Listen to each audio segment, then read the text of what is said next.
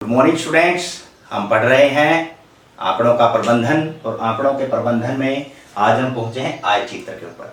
हमने पहले बारंबारता बंटन सारणी बनाना सीखा और उसके बाद वर्ग अंतराल से बारंबारता बंटन सारणी बनाना सीखा और अब हम आयचित्र जो वर्ग अंतराल से हम बारंबारता बंटन सारणी हमने बनाई है उसका आयचित्र बनाना है। मैंने ये कहा था कि लगातार कोई काम हो रहा है, लगातार कोई चीज हमारे पास आ रही है, उसके लिए हम क्या बनाते हैं, उसके लिए हम आयचित्र का प्रयोग करते हैं।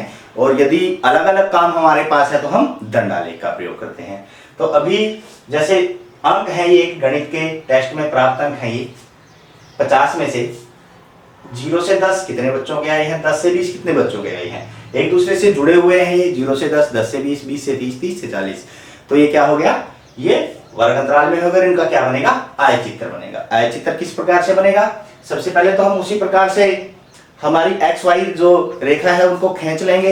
उसके बाद यहाँ पे विद्यार्थियों की संख्या और इधर प्राप्तांक, अर्थात जो वर्ग अंतराल है वो नीचे आएगा। वर्ग अंतराल कहाँ आएगा, नीचे। और जो बारंबारता है, बारंबारता में हम कुछ भी ले सकते हैं। यहाँ पे इन्होंने क्या लिया है, विद्यार्थियों की संख्या लिया है बारंबारता में, तो यहाँ पे हमारे पास वाई एक्स पे विद्यार्थियों की संख्या आ गया।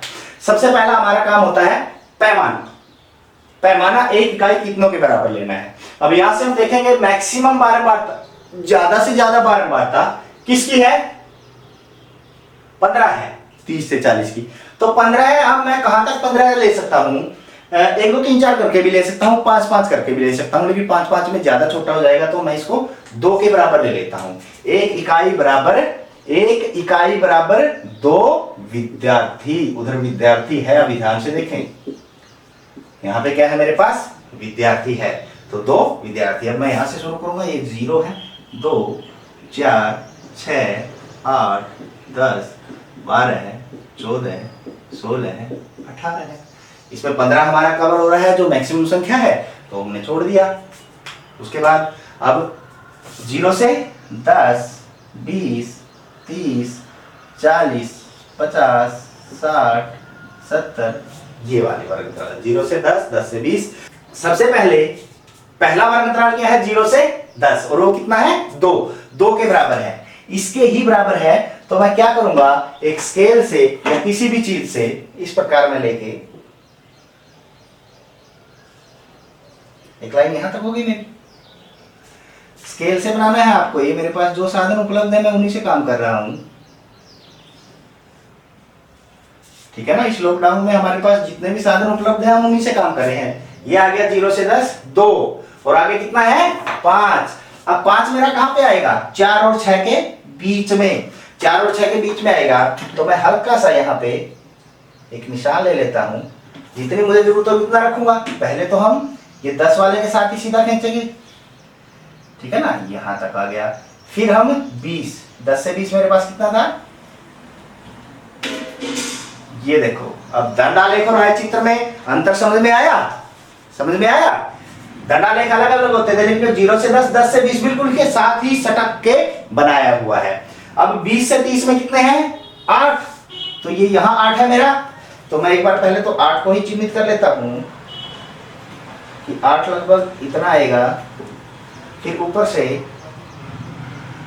मैं यहां से इसको मिला दूंगा, 30 तक है ना, ये हो गया।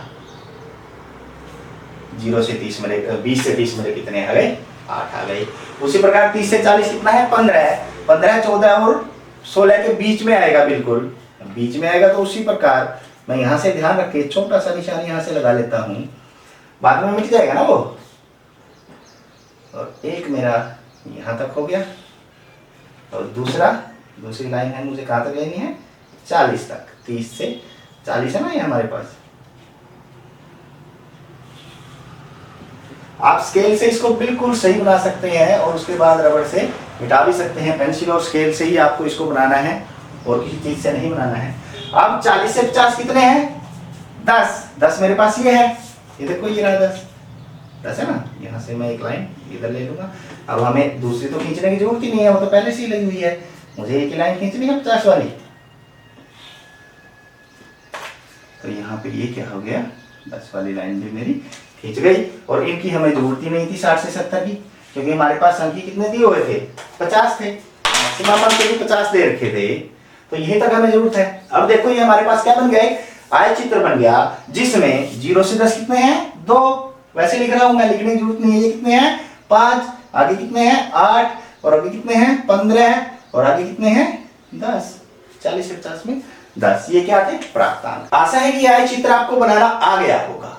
अब इनसे संबंधित प्रश्न भी पूछे जाते हैं। कैसे प्रश्न पूछे जाते हैं जरा ध्यान से देखें। 0 से 10 वर्ग अंतराल में या 0 से 10 कितने बच्चों ने अंक प्राप्त किए। 0 से 10 कितने बच्चों ने अंक प्राप्त किए, 2 अंक प्राप्त किए।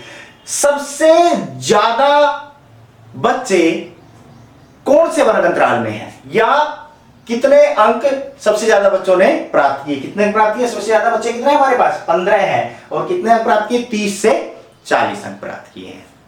या सबसे ज्यादा प्राप्तांक करने वाले बच्चों के वर्ग अंतराल की ऊपरी सीमा क्या है। ऊपरी सीमा क्या है, सबसे ज्यादा 15 थे, और ये अगर 30 से 40, और इसकी ऊपरी सीमा क्या है, 40 है। बताया था ना, ये निम्न सीमा है, निचली सीमा है, ये ऊपरी सीमा है, 40 हो गई हमारे पास। ठीक है। और एक और चीज आ सकती है इसके अंदर, 30 या उससे ज्यादा अंक प्राप्त करने वाले कितने बच्चे हैं। अब 30 इसमें शामिल नहीं है, 30 इसमें शामिल है, तो 30 और उससे ज्यादा तो ये भी आ गया, 40 से 50 है, तो 30 या उससे ज्यादा में दोनों आएंगे। दोनों का जोड़ करना, दोनों को बढ़ा 15 और 10 कितने हो गए, 15 और 10 कितने हो गए, 25। तो 30 से ज्यादा कितने बच्चों ने प्राप्त किए हैं, 25 बच्चों ने। ऐसे घुमा फिरा के प्रश्न भी वो देगा। तो आपको ध्यान रखना है कि जो आय चित्र है इसमें आपने इस प्रकार से इनको पढ़ना है, इस प्रकार से आय चित्र बनाना है। पैमाने का भी प्रश्न पूछ सकता है, पैमाना तो अब आपको आ ही गया है। ठीक है ना। अब आशा है कि आय चित्र आपको समझ में आ गया होगा। और अब ये प्रश्न कीजिए और अपने अध्यापकों को दिखाइए।